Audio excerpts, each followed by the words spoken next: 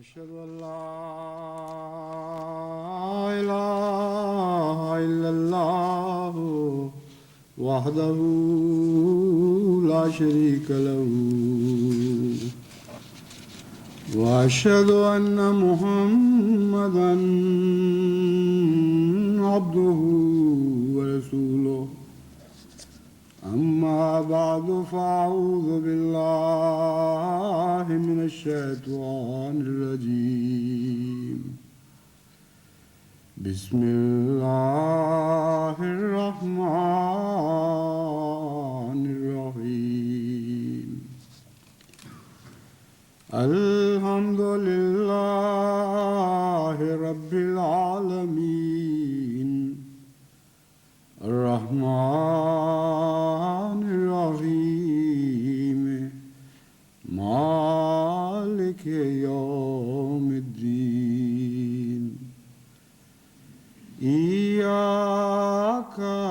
نعبد وإياك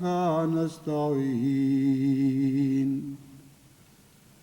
اهدنا الصراط المستقيم صراط الذين أنعمت عليهم غير المغضوب عليهم ولا الضالين وضرب الله مثلا للذين آمنوا امرأة فرعون إذ قالت رب ابن لي عندك بيتا في الجنة ونجني من فرعون وعمله ونجني من القوم الظالمين ومريم ابنة عمران التي أحصنت فرجها ومريم ابنة عمران التي أحصنت فرجها فنفخنا فيه من روحنا وصدقت بكلمات ربها وكتبه وكانت من القانتين. التحریم آیت 12 و 13. یہ جو قرآن کریم کی آیات میں نے آپ کے سامنے تلاوت کی ہیں، ان کا ترجمہ یہ ہے کہ مومنوں کی حالت یا مومنوں کی مثال اللہ تعالیٰ فرعون کی بیوی کی مانند بیان کرتا ہے، جبکہ اس نے اپنے رب سے کہا کہ اے خدا، تو اپنے پاس ایک گھر جنت میں میرے لیے بھی بنا دے اور مجھے فرعون اور اس کی بدعمالیوں سے نجات عطا فرما، اور اسی طرح اس کی ظالم قوم سے بھی نجات بخش۔ اور پھر اللہ تعالیٰ مومنوں کی مثال مریم کی سی بیان فرماتا ہے، جو عمران کی بیٹی تھی، جس نے اپنی ناموس کی حفاظت کی اور ہم نے اس میں اپنی روح پھونک دی، اور اس نے اس کلام کی جو اس کے رب نے اس پر نازل کیا تھا تصدیق کی، اور وہ اس کی کتابوں پر بھی ایمان لائی اور اس نے فرما برداروں کا مقام حاصل کر لیا۔ یہ وہ آیت کریمہ ہے جس کو پاکستان کے مبینہ قرطاس ابیض کے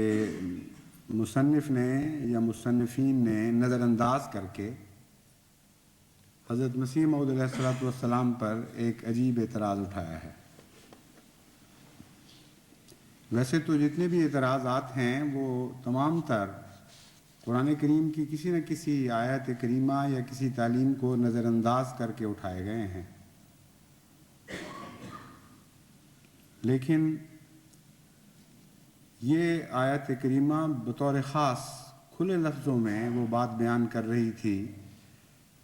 جس کی لا علمی کے نتیجے میں یا عمدن جس سے آنکھیں بند کر کے اس اعتراض کو اٹھا کر حضرت مسیح موعود علیہ الصلوۃ والسلام پر تمسخر کیا گیا۔ چنانچہ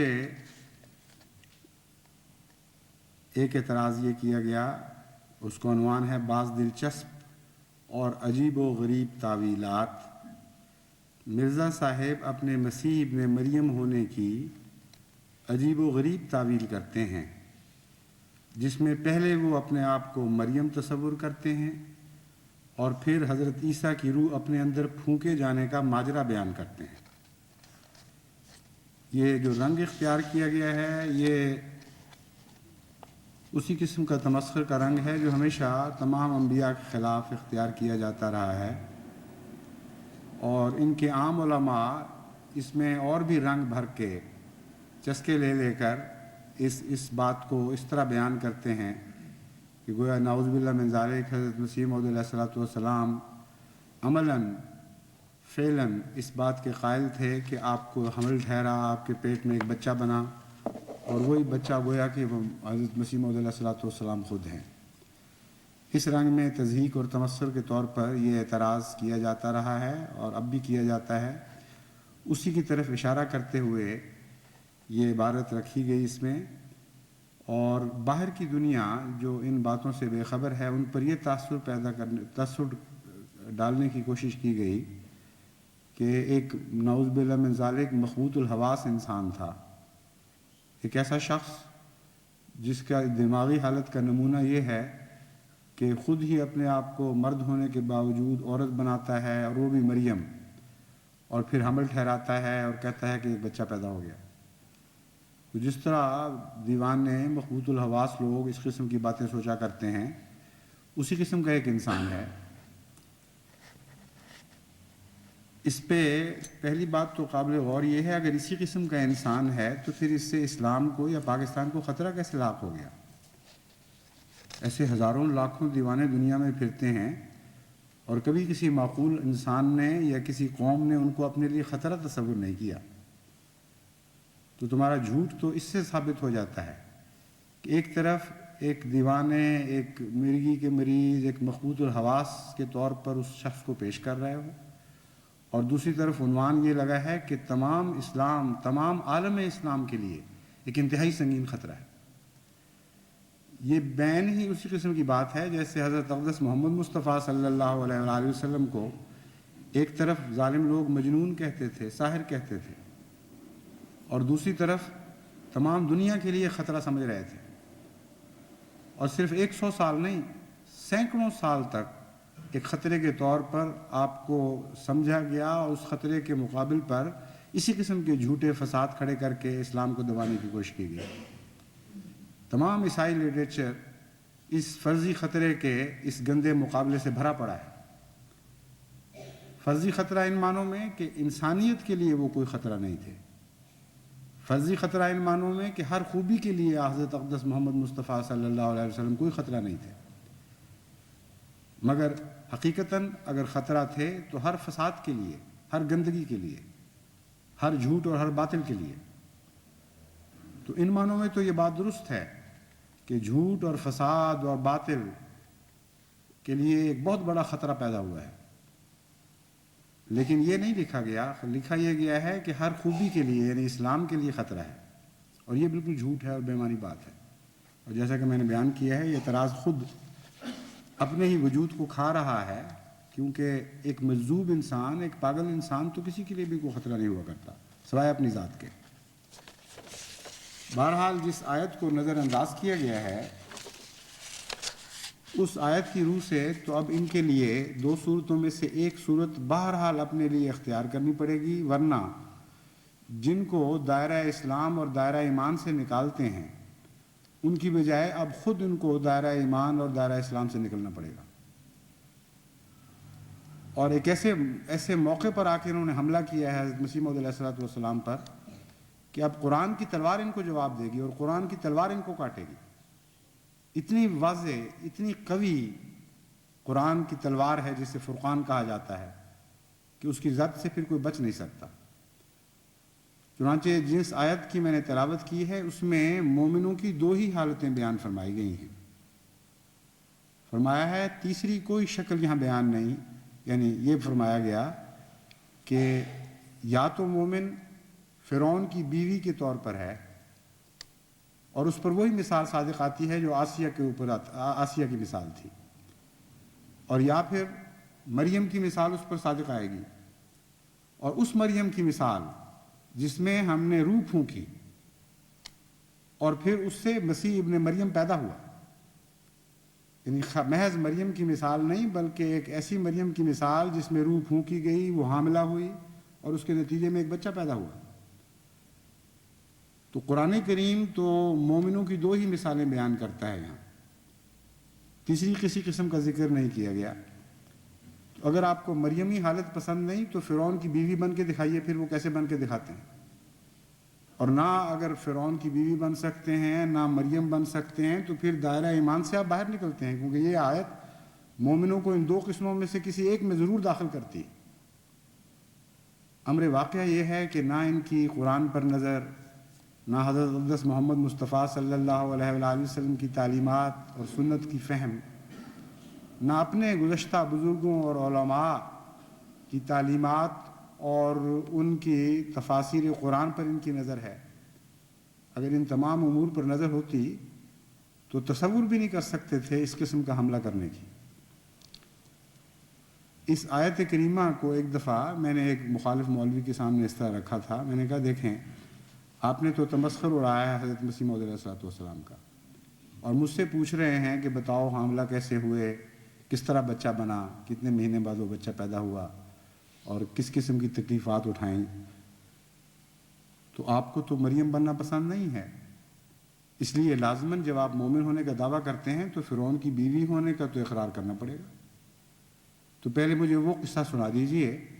کہ فرعون کی بیوی کیسے بنے، پھر میں حضرت مسیح موعود علیہ السلام کی مریمی حالت کا بھی قصہ سنا دوں گا، کیونکہ قرآن کریم نے پہلے فرعون کی بیوی کی مثال دی ہے، بعد میں مریم کی مثال دی ہے۔ تو جس نہج پر آپ بات شروع کریں گے میں اسی کو آگے چلا کر آپ کو بتاؤں گا کہ پھر مریمی حالت کس کو کہتے ہیں۔ امر واقعہ یہ ہے کہ عرفان سے عاری لوگ ہیں، ان کو فہم ہی کوئی نہیں ہے قرآن کریم کا،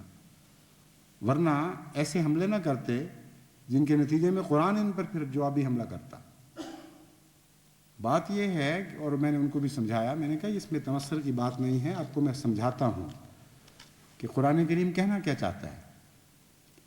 قرآن کریم آپ کو یہ بتانا چاہتا ہے کہ مومن ادنا حالت کے بھی ہوتے ہیں اور اعلیٰ حالت کے بھی ہوتے ہیں، اور سب سے ادنا حالت کا مومن جسے قرآن قبول کرتا ہے اور جو آن حضرت صلی اللہ علیہ وآلہ وسلم کی طرف منسوب ہونے کا دعویٰ کرتا ہے، اس سے نیچے اس کی حالت متصور نہیں ہو سکتی۔ وہ فرعون کی بیوی جیسا مومن ہے، ایک بہت بڑا جابر بادشاہ اس کا خاوند تھا، ایک عظیم سلطنت کا سربراہ، اور اتنا مغرور اور اتنا متکبر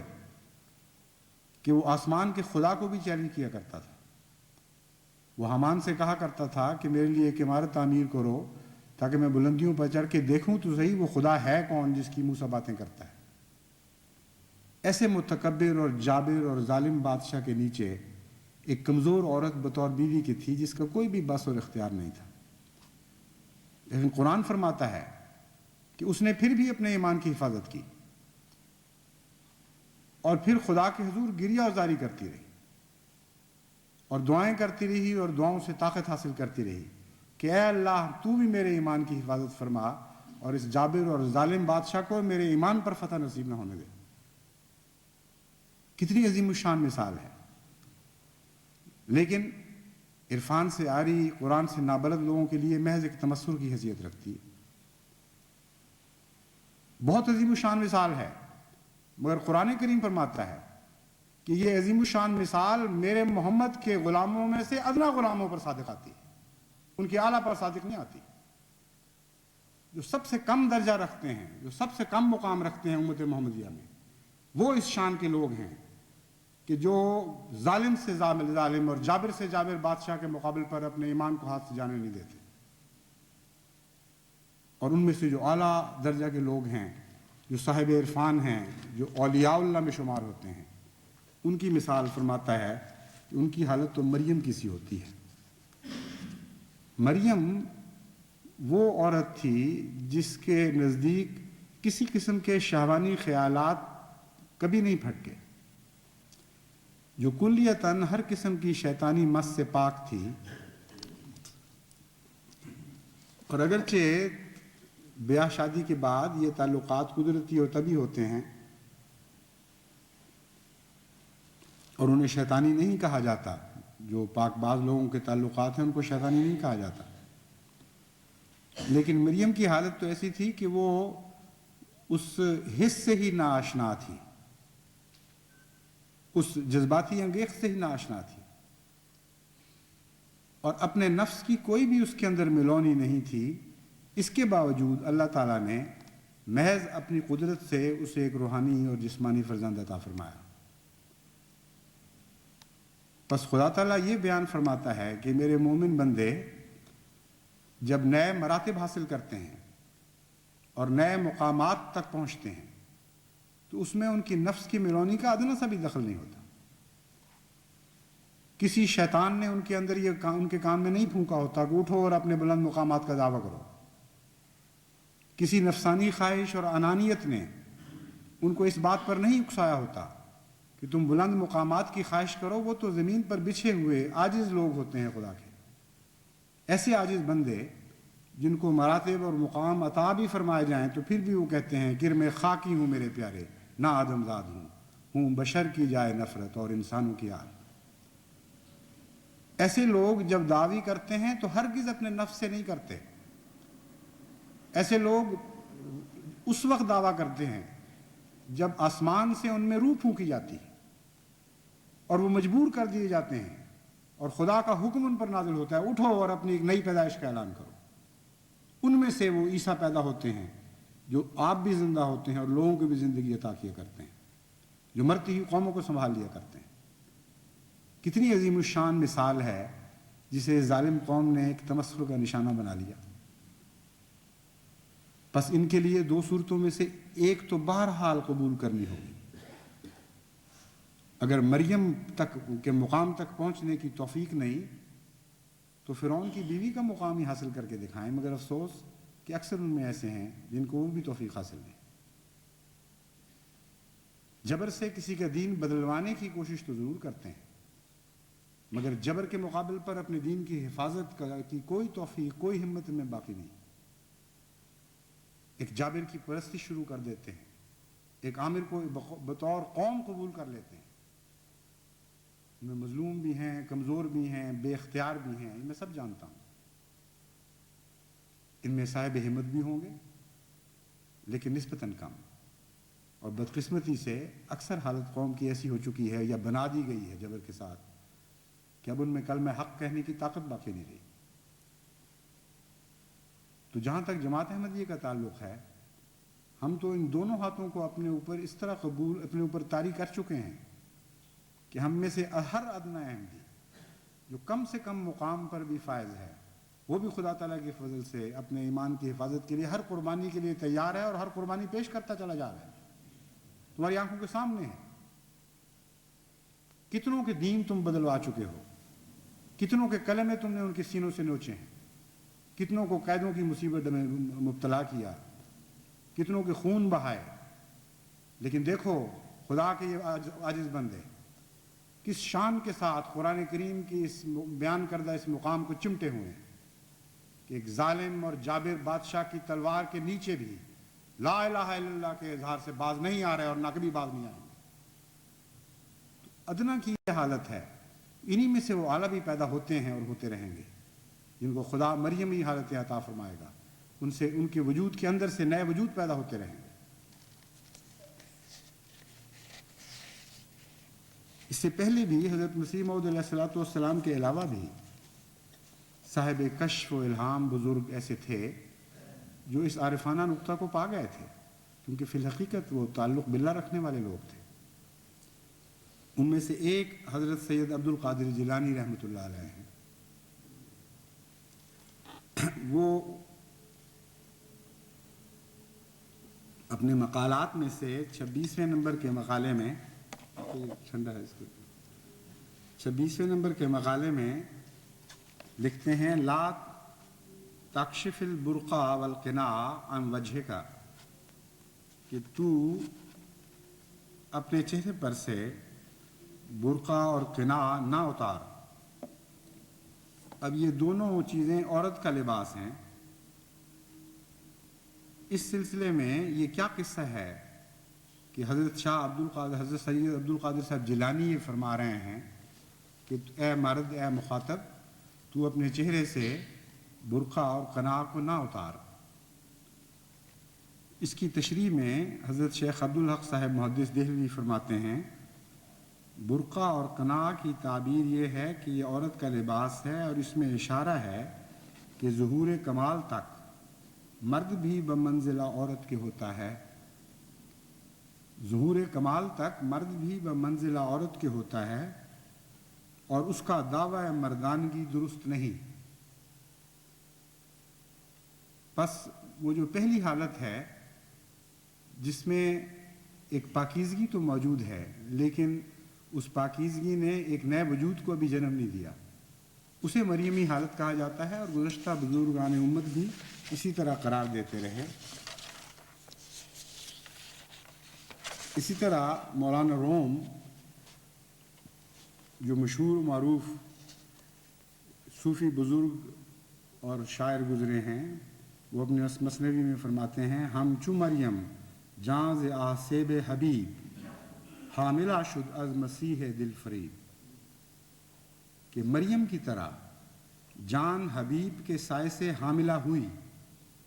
और उसने दिल फरेब मसीह को हमल में लिया। अब देखिए, साहिब इल्म इरफान लोगों पर खुदा ताला पहले भी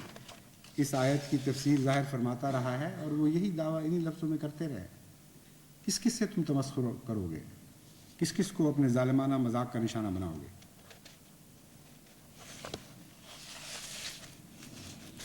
एक दूसरा एतराज़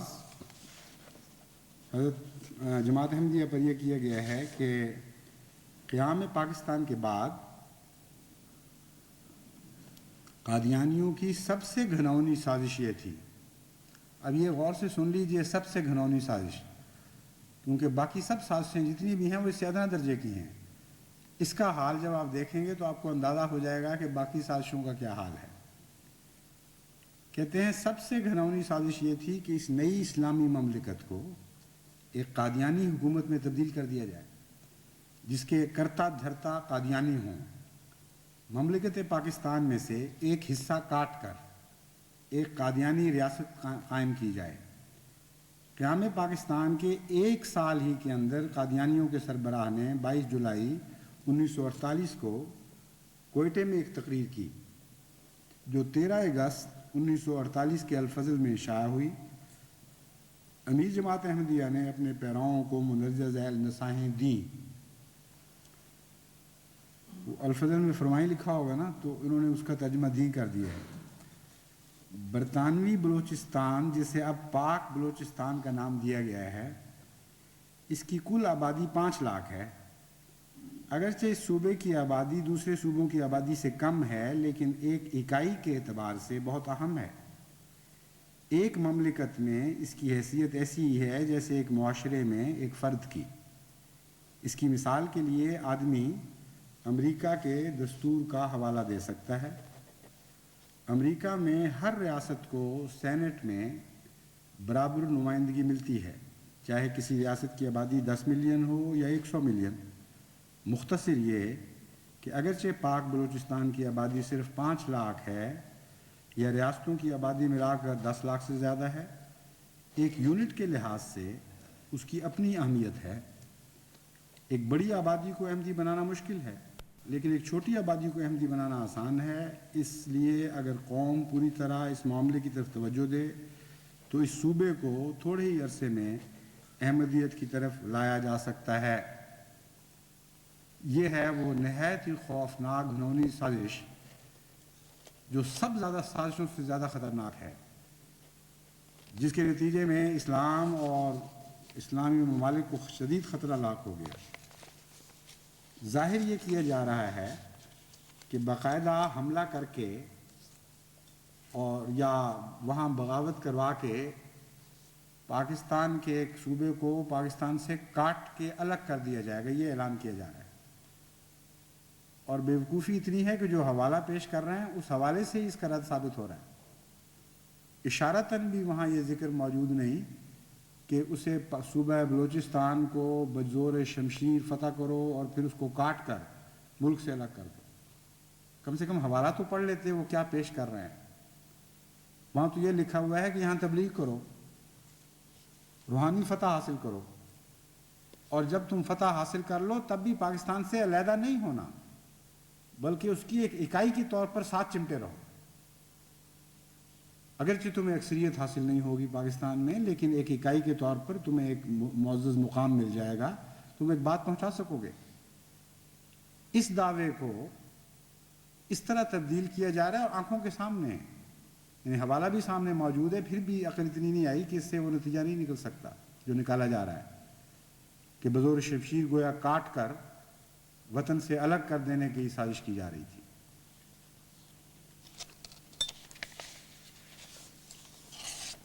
لیکن میں آپ ان کو یہ بات بھی بتاؤں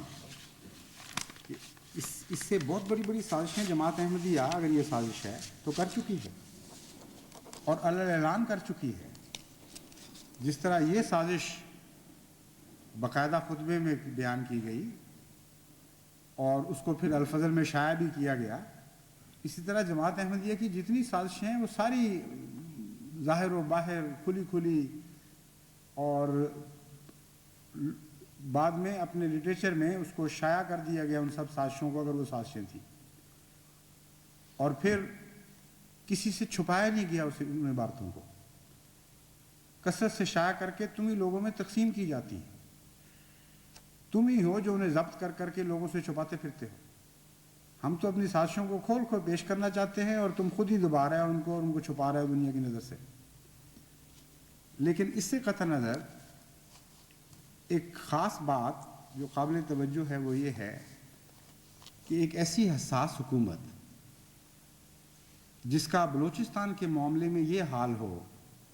کہ دور دراز لقدق پہاڑ پر بیٹھے ہوئے کسی بلوچی سردار کو چھینک بھی آ جائے تو گولیوں کی بوچھاڑ کر دی جاتی،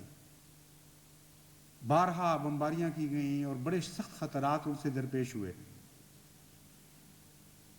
اور بزور شمشیر دبا دیا گیا ان کوششوں کو جن کو پاکستان دشمن کوششیں کہا گیا۔ اللہ بہتر جانتا ہے وہ کیا قصہ تھا۔ مگر بہرحال سوال یہ ہے کہ اتنی بڑی سازش تمہاری آنکھوں کے سامنے پنپتی رہی اور تم نے کچھ بھی نہیں کیا۔ وہ کون سی جماعت احمدیہ کی فوج تھی جس کے خلاف تم نے فوج کشی کی؟ اور سب سازشوں سے زیادہ خطرناک سازش کو تم نے اس طرح اس نظر سے دیکھا، اس تخفیف کی نظر سے دیکھا کہ ایک بھی آدمی اس سازش کے میں ملوث کر کے پکڑا نہیں۔ معمولی واقعات کے اوپر بغیر مقدموں کے جیلیں تم نے بھر دی لوگوں سے، اور سخت اذیت ناک سزائیں دی ان کو، پیشتر اس کے کہ ان کے خلاف جرم ثابت ہوتا، دردناک عذاب میں مبتلا کیا گیا اس شبے میں کہ تمہاری حکومت کے خلاف سازش ہو رہی ہے۔ اور اتنی بھیانک سازش جس کو تم کہتے ہو کہ سب سازشوں سے زیادہ خوفناک تھی، اس سازش کے ہوتے ہوئے تم نے ایک احمدی کو بھی اس سازش میں ملوث کر کے نہیں پکڑا اور ثابت نہیں کیا کہ کہاں ان کی بندوقیں تھیں، کہاں تلواریں تھیں، کہاں گولہ بارود چھپے ہوئے تھے، وہ فوج کہاں تھی جو بلوچستان پر حملہ کرنے کی تیاریاں کر رہی تھی۔ فرضی قصے، خود بھی جانتے ہو کہ بالکل جھوٹ، بے بنیاد باتیں ہیں، اور ساری دنیا کو پاگل بنانے کی کوشش کر رہے ہو۔ پہلے بھی میں نے یہ ذکر کیا تھا کہ ان کی بہت ساری ایسی باتیں ہیں جن سے مجھے وہ مشہور اسپینش کیریکٹر ڈان کیخوٹے یا ڈان کوئکزاٹ کے نام سے مشہور ہے ہمارے ملک میں، وہ یاد آ جاتا ہے۔ بالکل وہی حال ہے ان کا۔ ایک پنچکی دیکھی تو اسے دنیا کا ایک بہت خوفناک دیو سمجھ کے اس کے اوپر حملہ کر دیا۔ بھیڑیں بیچاری معصوم چر رہی تھیں گھاس، ان کو ایک دشمن کی خوفناک فوج سمجھ کے نیزہ تان کر گھوڑا ڈپٹا کے ان پر حملہ کیا اور بہت سی بھیڑیں ان میں سے مار ڈالیں۔ اسی قسم کے تمہارے فرضی خطرات ہیں، اسی قسم کے تمہارے حملہ آور ہیں، اور پھر ان بیچاروں سے سلوک بھی تمہارا ویسا ہی ہے ظالمانہ، چنانچہ جو رد عمل ہوا اس سازش کا وہ میں آپ کو بتا دیتا ہوں کیا ہوا، اور دشمن کون سا تھا، کیسے پکڑا گیا، وہ بھی میں آپ کو بتا دیتا ہوں۔ اس قدر خوفناک سازش جو ہوئی حکومت بلوچستان پر قبضہ کرنے کی، اس کا رد جواب یہ دیا گیا، اور اس طرح انہوں نے اس سازش کو کچلا کہ ایک میجر محمود احمد ہوا کرتے تھے ڈاکٹر آرمی میں، وہ انہیں کی فوج میں ملازم تھے، یعنی ہماری پاکستان کی فوج میں، اور وہ بیچارے ایک جلسہ سن کر واپس آ رہے تھے، نہتے بے ضرر لوگوں کی جان بچانے والے، تو ان کے اوپر حملہ کیا گیا، پتھراؤ کیا گیا، اور بڑا ظالمانہ طور پر ان کو مار دیا گیا۔ گویا ہمیشہ کے لیے اس سازش کو کچل دیا گیا جو بلوچستان کے خلاف جماعت احمدیہ نے بنائی تھی، اور اسی سرزمین پر قضیہ بھی طے ہو گیا۔ ڈان کوئکساٹ ہیں یہ، بالکل وہی ادائیں ہیں۔ اس معصوم انسان سے تو کسی کو کوئی خطرہ نہیں تھا، واقعتاً وہ کسی سازش کا حصہ نہیں تھا، وہ تو وقف کی روح کے ساتھ بنی نوع انسان کی خدمت کرنے والا ایک انسان تھا، نہایت ہی شریف النفس۔ رات کو بھی بلاتے تھے تو بے دریغ چلا جایا کرتا تھا مریضوں کے لیے، اس کا مقصد جان بچانا تھا، اور اس پر حملہ کر کے تم نے گویا بلوچستان کی جان احمدیت سے چھڑا لی۔ فرضی کہانیوں میں بسنے والے لوگ ہو، تمہارا حقائق سے کوئی بھی تعلق نہیں، اور جو حقیقی خطرات ہیں ان سے کلیتاً تم بے پرواہ ہو چکے ہو۔ تمہیں علم ہی نہیں ہے کہ وہ خطرات کیا ہیں، اور ان کی طرف سے تم آنکھیں بند کر کے بیٹھے ہوئے۔ لیکن جہاں تک جماعت احمدیہ کی طرف سے خطرے کا تعلق ہے، میں آپ کو بتاتا ہوں کہ بلوچستان تو بہت چھوٹی سی بات ہے۔ اگر آپ ہمارے لٹریچر کا مطالعہ کر لیتے اور لوگوں کی کتابوں سے، مولویوں کی کتابوں سے مستعار لے کر اعتراض اپنے اس سیاہ نامے میں شامل نہ کرتے، تو آپ کو بہت سے حوالے اور مل جانے تھے۔ میں آپ کو خود سنا دیتا ہوں، یہ سازشیں تو سب چھپی ہوئی موجود ہیں۔ حضرت خلیفۃ المسیح ثانی رضی اللہ تعالیٰ عنہ، جن کا یہ حوالہ دیا گیا ہے بلوچستان والا، وہ تو اس سے بہت پہلے 1936 میں یہ فرما چکے تھے کہ ہم نے تو کبھی یہ بات نہیں چھپائی کہ ہم دنیا میں اسلامی حکومت قائم کرنا چاہتے ہیں، بلکہ ہم کھلے طور پر کہتے ہیں کہ ہم اسلامی حکومت دنیا پر قائم کر کے رہیں گے۔ ساری دنیا کو فتح کرنے کی باتیں ہو رہی ہیں، ساری دنیا کو فتح کرنے کے پروگرام ہو رہے ہیں اور چھپ رہے ہیں، اور تمہیں سوائے بلوچستان کے نظر ہی کوئی نہیں آئی سازش۔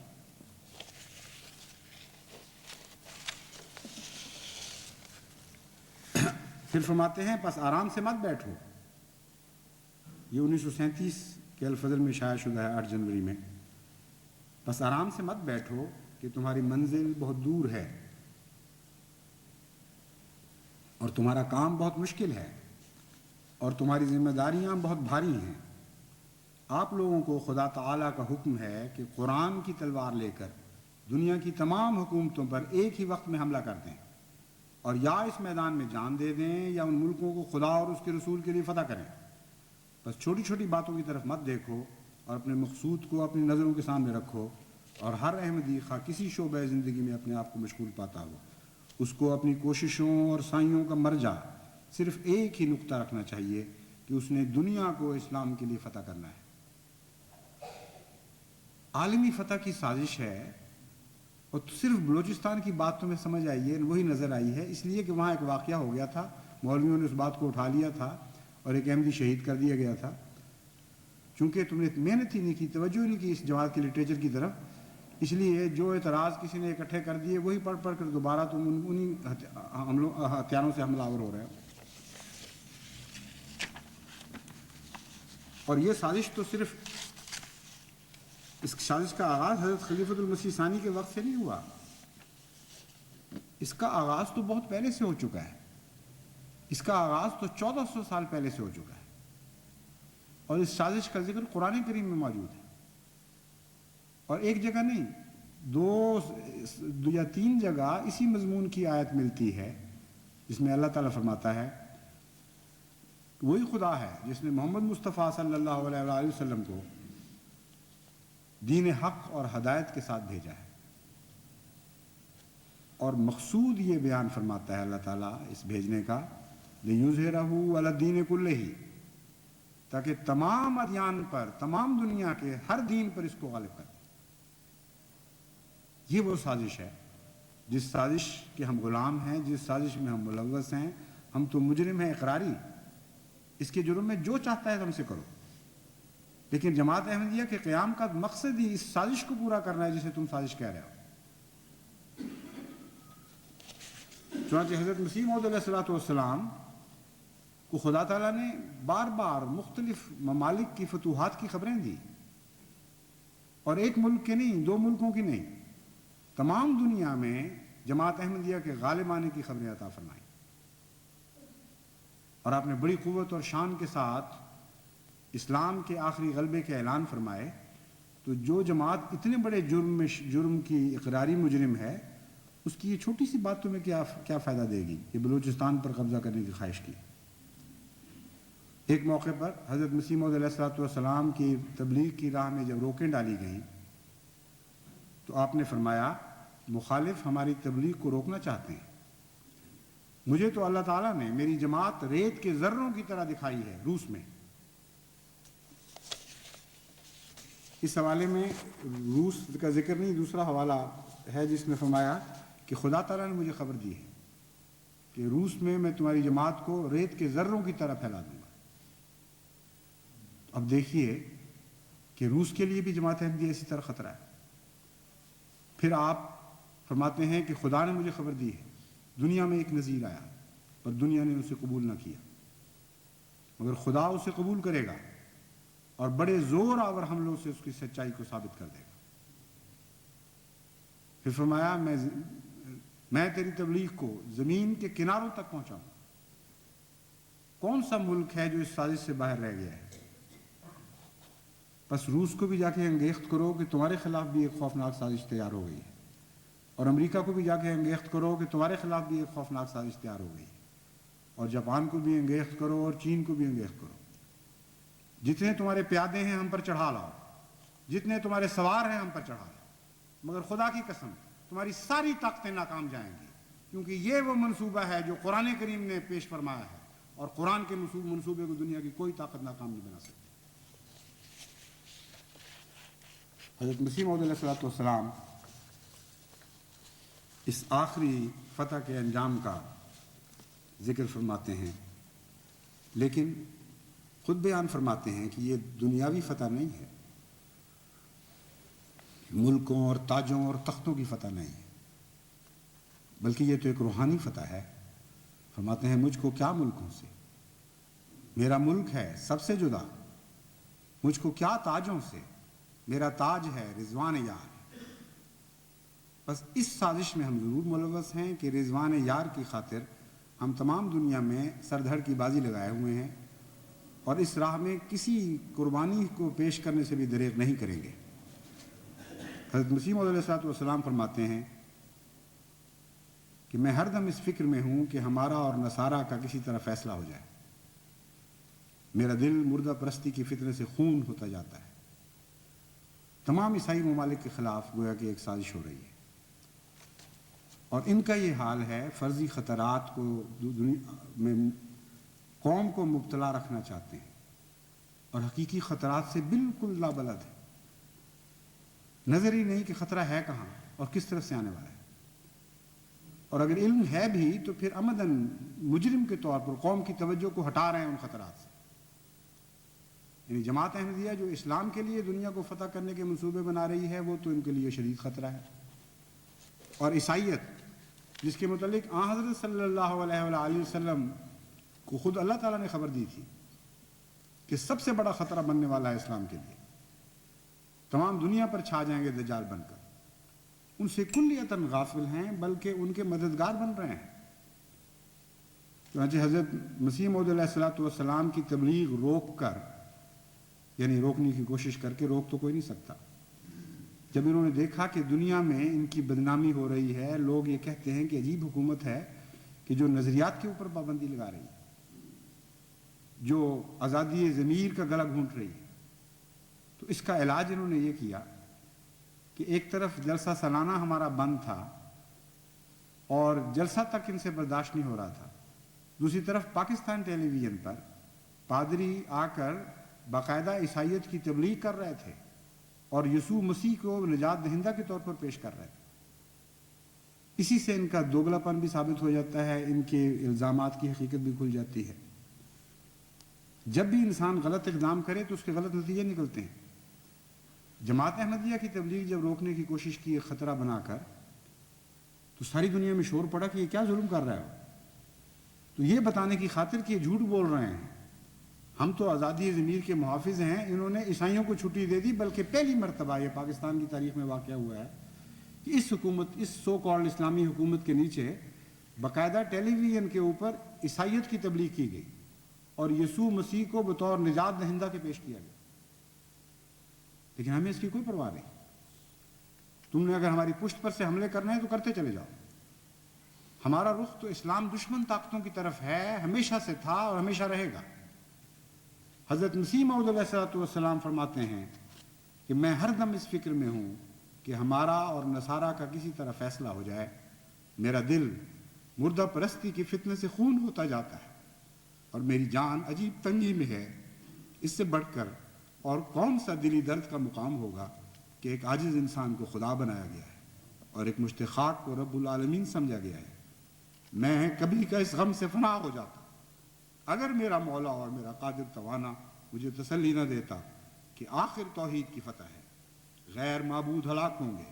اور جھوٹے خدا اپنی خدائی کے وجود سے منقطع کیے جائیں گے۔ مریم کی معبودانہ زندگی پر موت آئے گی اور نیز اس کا بیٹا اب ضرور مرے گا۔ خدا قادر فرماتا ہے کہ اگر میں چاہوں تو مریم اور اس کے بیٹے عیسیٰ اور تمام زمین کے باشندوں کو ہلاک کروں۔ تو اب اس نے چاہا ہے کہ ان دونوں کی جھوٹی معبودانہ زندگی کو موت کا مزہ چکھا دے، تو اب دونوں مریں گے، کوئی ان کو بچا نہیں سکتا، اور وہ تمام خراب استعدادیں بھی مریں گی جو جھوٹے خداؤں کو قبول کر لیتی تھی۔ نئی زمین ہوگی اور نیا آسمان ہوگا۔ اب وہ دن نزدیک آتے ہیں کہ جو سچائی کا آفتاب مغرب کی طرف سے چڑھے گا اور یورپ کو سچے خدا کا پتہ لگے گا، اور بعد اس کے توبہ کا دروازہ بند ہوگا، کیونکہ داخل ہونے والے بڑے زور سے داخل ہو جائیں گے اور وہی باقی رہ جائیں گے جن کے دل پر فطرت سے دروازے بند ہیں اور نور سے نہیں بلکہ تاریکی سے محبت رکھتے ہیں۔ قریب ہے کہ سب ملتیں ہلاک ہوں گی مگر اسلام، اور سب حربے ٹوٹ جائیں گے مگر اسلام کا آسمانی حربہ جو نہ ٹوٹے گا نہ کند ہوگا جب تک دجالیت کو پاش پاش نہ کر دے۔ یہ ہے وہ خطرناک عالمی منصوبہ جو حضرت مسیح موعود علیہ السلام نے قرآن کریم کی پیشگوئیوں کو ملحوظ رکھتے ہوئے، قرآن کریم کی تعلیم کو ملحوظ رکھتے ہوئے بنایا تھا، اور اس منصوبے پر عمل درآمد کرنے میں ہم مصروف ہیں۔ اس لیے بلاؤ اپنی مدد کے لیے ساری عیسائی طاقتوں کو اور ان دہریہ طاقتوں کو بھی جن کے جھوٹے خدا کو پاش پاش کرنے کا عزم لے کر جماعت احمدیہ اٹھی ہے، یا جن کے جھوٹے خداؤں یعنی ان انسانوں کو کی تعلیمات کو پارا پارا کرنے کا عزم لے کر جماعت اٹھی ہے، جنہوں نے خدا کی تعلیموں کو رد کر کے نئی انسانی تعلیموں کو نجات دہندہ تعلیموں کے طور پر دنیا کے سامنے پیش کیا تھا۔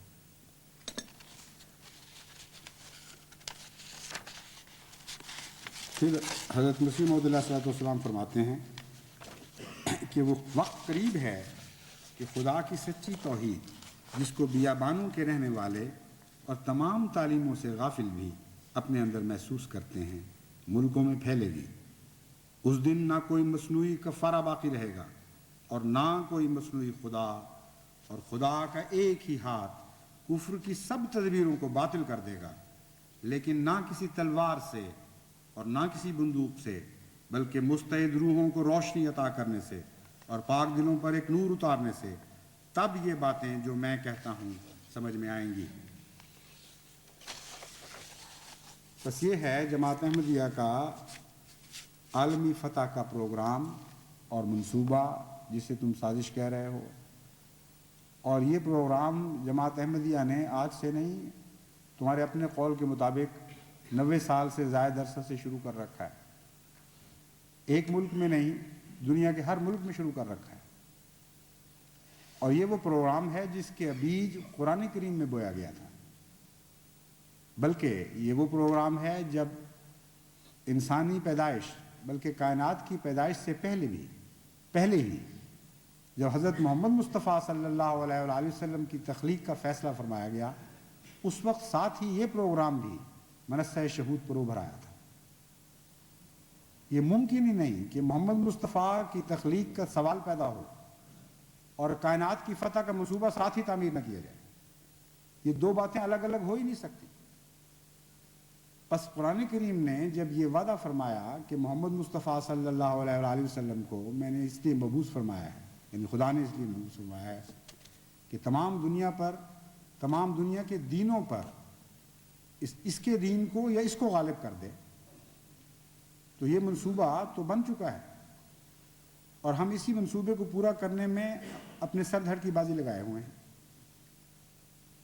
تمہیں توفیق نہیں مل رہی اس منصوبے کے لیے کوئی کام کرو، تمہیں یہ توفیق نصیب نہیں ہو رہی کہ اسلام کے غلبے کے لیے ہماری طرح قربانیاں دو، اپنی جان مال عزتیں پیش کرو، زندگیاں وقف کرو اور غور و خوض کر کے دیگر مذاہب پر اور اسلام پر نئے نئے نکات لے کے آؤ، نئے دلائل پیش کرو، نئی براہین سے دنیا کا مقابلہ کرو، ان کو فتح کرو۔ ان باتوں سے تمہاری بیٹھے ہوئے، تمہارے دامن میں کچھ بھی نہیں سوائے گالیوں کے، سوائے جبر کے، سوائے تشدد کی تلوار کے۔ بس ہم تو اپنے آپ کو بہت ہی اعلیٰ اور عمدہ حالت پر پاتے ہیں، ہم تو اس نقشے کے اندر اپنے وجود کو لکھا ہوا پاتے ہیں، اپنے نقوش کو مرتسم پاتے ہیں اس نقشے میں، جو نقشہ قرآن کریم میں بنایا گیا ہے۔ ہم سے زیادہ خوش نصیب اور کون سی قوم ہو سکتی ہے؟ اور تم خود ان نقوش کو ابھار رہے ہو اور تمام دنیا پہ یہ اعلان کر رہے ہو کہ وہ جماعت ہے جس نے تمام دنیا کی فتح کا منصوبہ بنایا، اور وہ محمد مصطفیٰ صلی اللہ علیہ وسلم کے سوا اور کوئی جماعت ہو ہی نہیں سکتی، آپ کی جماعت کے سوا کوئی اور جماعت ہو ہی نہیں سکتی۔ بس ہم تو راضی ہیں اس تقسیم پر، جو تمہارا دل چاہتا ہے کرو، جو زور لگتا ہے لگاؤ، جتنی طاقتیں سمیٹ سکتے ہو سمیٹ لو، ساری دنیا میں احمدیت کے خلاف پروپیگنڈا کرو کہ تم سب کے لیے خطرہ ہے، مگر ہم اس منصوبے پر عمل درآمد کرنے سے باز نہیں آئیں گے۔ ہمارا ایک قدم بھی تمہارے خوف سے پیچھے نہیں ہٹے گا، تمہارے بڑوں کے، تمہارے اگلوں اور پچھلوں کے خوف سے ایک قدم بھی ہمارا پیچھے ہٹنے والا نہیں، کیونکہ ہم محمد مصطفیٰ صلی اللہ علیہ وآلہ وسلم کے غلام ہیں اور آپ ہی کو اپنے آقا اور اپنے مولا کے طور پر ہم نے پکڑا ہوا ہے۔ آپ کے دامن کو ہم نے نہیں چھوڑنا۔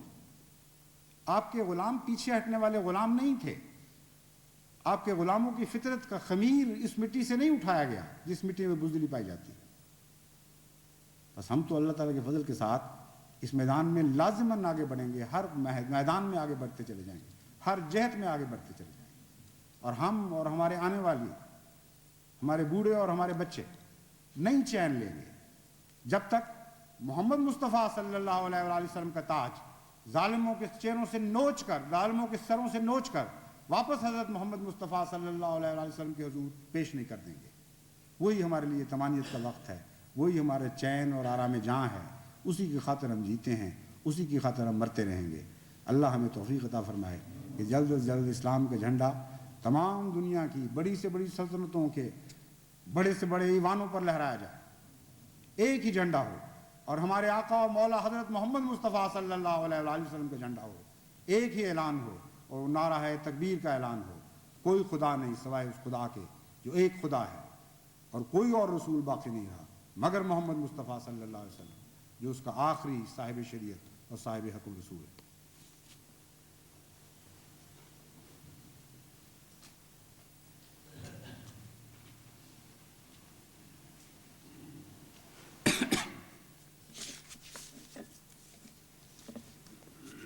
الحمد لله نحمده ونستعينه ونستغفره ونؤمن به ونتوكل عليه ونعوذ بالله من شرور أنفسنا ومن سيئات أعمالنا من يهده الله فلا مضل له ومن يضلله فلا هادي له ونشهد أن لا إله إلا الله وحده لا شريك له ونشهد أن محمدا عبده ورسوله خطبہ ثانیہ سے پہلے ایک افسوسناک خبر میں جماعت کو بتانا چاہتا ہوں کہ سلسلے کے ایک بہت ہی مخلص اور فدائی اور نہایت منکسر مزاج بزرگ صوفی غلام محمد صاحب وفات پا گئے ہیں۔ صوفی صاحب نہایت ہی بے لوث اور بے نفس خادم سلسلہ تھے۔ ہائی اسکول میں جب میں داخل ہوا تھا تو اس وقت یہ ہمارے استاد بھی تھے اور اساتذہ میں ان کو ایک خاص عزت اور محبت کے مقام سے دیکھا جاتا تھا۔ بہت ہی ہمدردی رکھنے والے، بہت ہی پیار کرنے والے بچوں سے، اور اس کے باوجود ڈسپلن کے قائل تھے، یعنی کھلی چھٹی دے کر آوارہ بنانے والے نہیں تھے۔ اور پھر مختلف وقتوں میں سلسلے کی مختلف خدمات کی توفیق ملتی رہی۔ جلسہ سالانہ لنگر ان دنوں میں وہاں لگا کرتا تھا مسجد نور میں، اس میں بھی بڑی خدمات سر انجام دیتے رہے۔ عاجزی اور انکساری اور وفا، یہ تو ان کی گھٹی میں تھا، گھٹی میں تھیں باتیں، اور ہر حال میں حکم کے بندے، اطاعت شعار، کلیتاً بے نفس انسان۔ بہت ہی میں نے ان کو قریب سے مختلف وقتوں میں ان کے ساتھ ماتحت کام کر کے بھی اور اوپر کام کر کے بھی دیکھا ہے۔ بہت ہی ایک پیارا وجود تھا جو ہم سے رخصت ہوا ہے، اور غالباً 85 سال کی عمر ہوگی ان کی یا اس سے زائد، اور آخری سانس تک خدمت ہی کرتے رہے ہیں، ایک دن بھی چھٹی نہیں لی۔ غالباً ان کی دعا اور خواہش بھی یہی ہوگی کہ کام کرتے کرتے گزروں۔ چنانچہ اسی حالت میں، یہ کام کی حالت میں ہی رخصت ہوئے ہیں۔ تو حضرت مسیح موعود علیہ السلام کے صحابی کی حیثیت سے بھی اور سلسلے کے پرانے خادم کی حیثیت سے بھی، اس وقت کام کرنے والے ناظر اعلیٰ ثانی کی حیثیت سے بھی جماعت پر ان کے بہت سے حقوق عائد ہوتے ہیں۔ اس لیے نماز جنازہ غائب ہوگی ان کی ابھی جمعہ کے بعد، اس میں بھی دعا میں یاد رکھیں، اور بعد میں بھی جب توفیق ملے دعا خاص کا، اس میں بھی صوفی صاحب کی مغفرت کے لیے اور ان کی اولاد کے لیے ہمیشہ دعا کرتے رہیں کہ اللہ تعالیٰ ان کو بھی نیکیوں پر قائم رکھے۔ عباد اللہ رحمکم اللہ، ان اللہ یامر بالعدل والاحسان وایتاء ذی القربی وینہی عن الفحشاء والمنکر والبغی یعظکم لعلکم تذکرون۔ اذکروا اللہ یذکرکم وادعوہ یستجب لکم ولذکر اللہ اکبر۔